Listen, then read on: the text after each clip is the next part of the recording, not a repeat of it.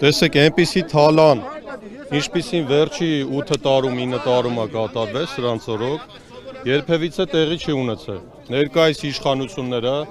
օտար երկրյա ընկերության հետ ձեռքի տված թալանում են ժողովրդին, հա։ Ասֆալտի որակը ահա որ վատ է, ասֆալտի վրա տարվա մեջ երևի նույն հատվածում 2-3 անգամ ասֆալտ են անում, 3-ն էլ անվորակ, այդ գումարները գնում է չգիտեմ ում գրպանները, հա, եւ մեր համար տաքսու վարորդների պայմաններ չի ապահովում նորմալ գործունեության համար։ Խցանումների խնդիրը, տեսեք այն փոփոխությունները, որը արել է Ավինյան Տիկոն, ի վնաս քաղաքի է եղել։ Ոչ մի փոփոխություն բարելավում չի գրանցել, հակառակը։ Ու այդ փոփոխությունները ես անընդհատ ամեն անգամ զանգահարում եմ քաղաքապետարան եւ իրանց ասում եմ, այս տեի շրջադարձը, որ հանել եք, ի վնաս է, ոչ թե օգուտ։ Ու իրանք ոչ մի բան չեն փոխում։ Պրոսպեկտը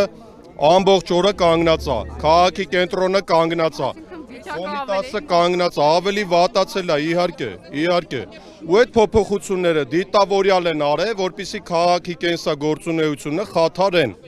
Որովհետև հայ ազգի թշնամիներն են, որովհետև հողերը տալիս են Թուրքին, ամեն ինչ նվիրում են Թուրքին, էլեկտրացանցը տալիս են թուրքերին։ Սրանք հայ ազգի թշնամիներ են, իրանց հետաքրքրում է թալանեն, գրփեն, վերջում էլ փորձեն փախտեն, բայց իրանց չի հաջողվելու, նախորոք ասվում է։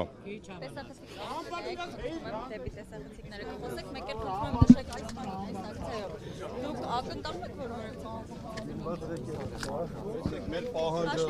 պահանջը հստակ է, ուզենան թե չուզենան, փոփոխություն տեղի է ունենալու։ Եթե իրանց ձեռքով կլինի, իրանց համար լավ կլինի, սակայն խիստ կասկածում եմ, հա։ Այս հարցը բարձրացվում է ընդհանուր պետության համար, որպեսզի ինչ-որ լավ բան արվի։ Եթե մենք մեզ լավ զգանք, դուք էլ ձեզ լավ կզգաք, ուղևորները, տաքսուց օգտվողները, մեր քաղաք այցելող զբոսաշրջիկները ժամերով չեն կանգնի խցանումների մեջ, հա։ Ընդհանուր այս խնդիրը բարձրացվում է եւ սա անպայմանորեն պետքա իր լուծումը ստանա։ Մետրոներ չեն կառուցում, պարկովկեք չեն կառուցում։ Ոչ մի նորմալ շրջան Այդ փոսը, որ փորել են, թող Ավինյանը իր համբալ ընտանիքի հետ գնա մտնի այդ փոսը։ Ինչ ասեմ։